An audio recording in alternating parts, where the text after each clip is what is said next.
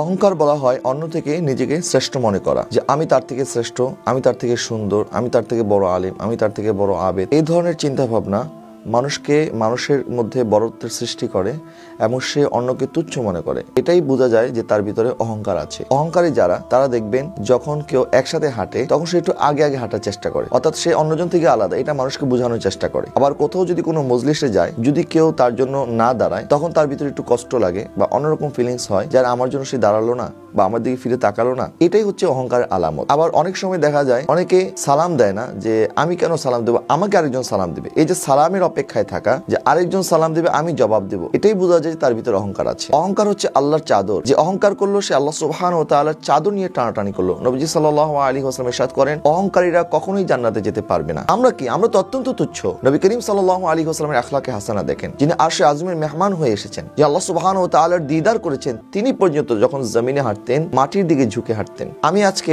অহংকারের 8টি কারণের কথা বলবো, যে 8টি কারণে মানুষের অন্তরে অহংকার সৃষ্টি হয়। 8টি কারণের প্রথম কারণ হচ্ছে ইলম, অর্থাৎ কেউ যখন ইলম অর্জন করে বাকি মানুষকে মূর্খ মনে করতে থাকে, মনে করে আমি যা শিখেছি এটাই শেষ, অথচ এর বাইরে আরো অনেক কিছু জানার আছে, বা আপনি যতটুকু জানেন তার বাইরেও আরো অনেক কিছু হয়তো আপনার অজানা রয়ে গেছে, কিন্তু আপনি বাকিদেরকে মূর্খ মনে করলেন, আরে আমি তো এটা জানি, আরে তুমি তো কিছুই জানো না। এই যে মানুষকে এটাও জানো না, কিছুই জানো না, বা আমি অনেক কিছু জানি, এই ধরনের কথাবার্তা বলা, এটা হচ্ছে অহংকারীদের আলামত। ইলমের উপরে ফখর না করে বরং আল্লাহর দরবারে শুকরিয়া আদায় করুন, যে আল্লাহ তুমি আমাকে যে ইলম দান করেছো তার মতে আমল করার তৌফিক দান করো এবং আরো বেশি করে ইলম অর্জন করার তৌফিক দান করো। এবং ওই ইলম আমাদের দরকার নাই যে ইলম অর্জন করার পরে আমরা মানুষকে জাহিল মনে করব, মূর্খ মনে করব, বাকি সবাইকে মনে করব যে সে কিছুই জানে না, আমি সব জানি।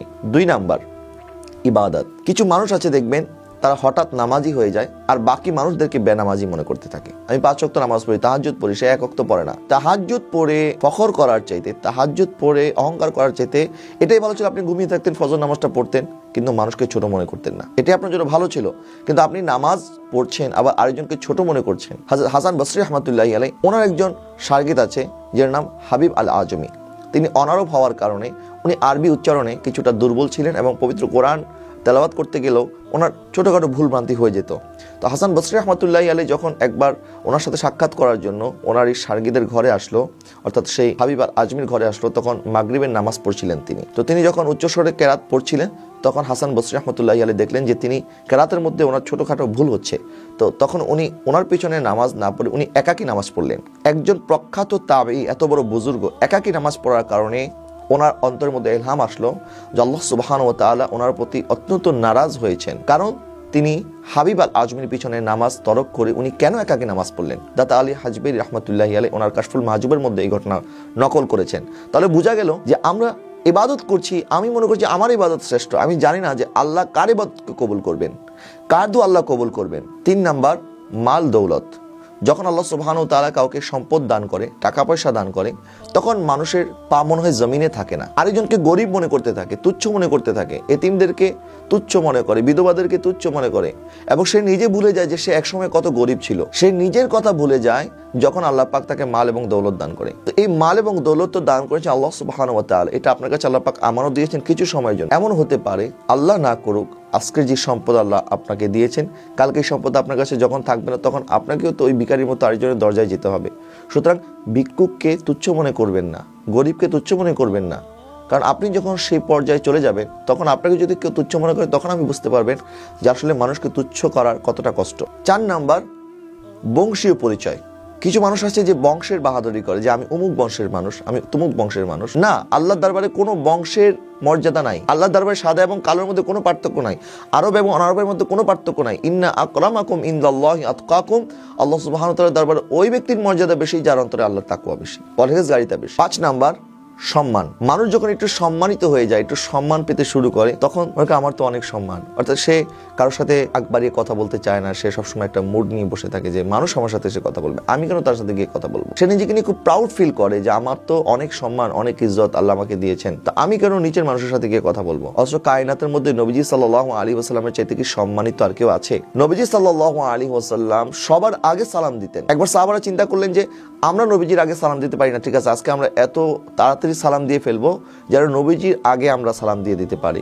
কিন্তু দেখা গেল যে না, সাহাবায়ে কেরাম প্ল্যান করে গিয়েছেন যে আগে সালাম দিবেন, কিন্তু তখনও নবী সাল্লাল্লাহু আলাইহি ওয়াসাল্লাম তাদেরকে আগে সালাম দিয়ে ফেলেছেন। সুবহানাল্লাহ। এটা হচ্ছে আমাদের নবী সাল্লাল্লাহু আলাইহি ওয়াসাল্লামের আখলাক। সম্মান দেওয়ার মালিক তো আল্লাহ সুবহানাহু ওয়া তাআলা। আপনি দেখবেন যেই গাছের মধ্যে ফল হয় ওই গাছটা কিন্তু ঝুঁকে যায়, আর কাঁটাওয়ালা গাছ কিন্তু সোজা দাঁড়িয়ে থাকে। তার শরীরের মধ্যে কাঁটা, সে সোজা দাঁড়িয়ে আছে, তাকে কেউ ধরে না। আর যেই গাছের মধ্যে ফল হয় ওই গাছটা যদিও ঝুঁকে থাকে, মানুষ ওই গাছের মধ্যে পানি দেয়, ওই গাছকে যত্ন করে, ওই গাছকে মহব্বত করে। তো আল্লাহ সুবহানাহু ওয়া তাআলা যদি আপনাকে সম্মান দান করে তো আপনি ঝুঁকে থাকেন, মানুষ আপনার সম্মানকে আরো বাড়িয়ে দিবে। আর আপনি যদি অহংকার করেন, মানুষ আপনাকে আর সম্মানও করবে না। 6 নম্বর হচ্ছে কামিয়াবি। মানুষ যখন প্রত্যেকটা কাজে সাকসেস হতে থাকে, আল্লাহ সুবহানাহু ওয়া তাআলা তাকে সব কাজের মধ্যে সফলতা দান করে, তখন তার ভিতরে একটা অহংকার চলে আসে যে আরে আমি তো যা ধরি সেটাই ফল হয়ে যায়, আমি তো পরশ পাথর হয়ে গেছি মনে হয়।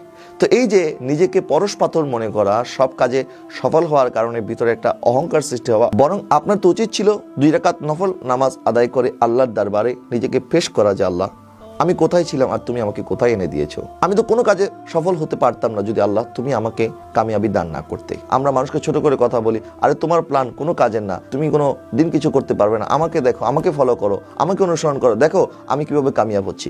এই যে মানুষের সামনে নিজেকে এইভাবে প্রেজেন্ট করা, এটা হচ্ছে অহংকার আলামত। 7 নাম্বার সৌন্দর্য। আল্লাহ সুবহানাহু ওয়া তাআলা আপনাকে সৌন্দর্য দিয়েছেন। কিছু মানুষ যারা একটু সুন্দর, তারা কালো মানুষকে দেখলে টিটকারি করে, মজা করে, আরে দেখো সে কত কালো, আমি কত সুন্দর। অথচ এই সৌন্দর্য তো আল্লাহ পাক দিয়েছেন। আল্লাহর দরবারে তো আমাদের কামনা করা উচিত যে আল্লাহ তুমি যেমন আমাকে সৌন্দর্য দান করেছো, আমার চেহারা যেমন সুন্দর, আমার আখলাক কেমন সুন্দর করে দাও, আমার কথার মধ্যে মাধুর্যতা দান করো, আমার আখলাকের মধ্যে হুসনুল জামাল দান করো। যার আখলাক সুন্দর সে প্রকৃত সুন্দর, যার চেহারা সুন্দর সে প্রকৃত সুন্দর নয়, কারণ এই চেহারা সৌন্দর্য তো চলে যাবে। আপনি যখন বৃদ্ধ হবেন তখন আপনার চামড়াগুলি ভাঁজ পড়ে যাবে, আপনার চোখের নিচে কালি চলে আসবে, এই সৌন্দর্য থাকবে না। কিন্তু আপনার আখলাক যদি সুন্দর হয়, চরিত্র যদি সুন্দর হয়, এই আখলাক থাকবে। এবং নবীজি সাল্লাল্লাহু আলাইহি ওয়াসাল্লাম ইরশাদ করেন, কাল কিয়ামতের ময়দানে যখন বান্দার আমল নামা পরিমাপ করা হবে, সবচেয়ে ওজনদার আমল হবে তার আখলাক। আমরা রূপের বাহাদুরি না করে, সৌন্দর্যের বাহাদুরি না করে আমরা আমাদের আখলাকটাকে সুন্দর করার চেষ্টা করব। 8 নাম্বার ক্ষমতা। যারা ক্ষমতার বাহাদুরি করে, যারা পাওয়ার দেখায় মানুষের উপরে যে আমার তো অনেক ক্ষমতা, মনে রাখবেন ক্ষমতা দেওয়ার মালিকও আল্লাহ, ক্ষমতা ছিনিয়ে নেওয়ার মালিকও আল্লাহ। গতকাল অনেক পাওয়ারফুল ছিল, মন্ত্রিত্ব চলে গেছে, পাওয়ারও চলে গেছে, এখন মানুষ তার দিকে ফিরেও তাকায় না।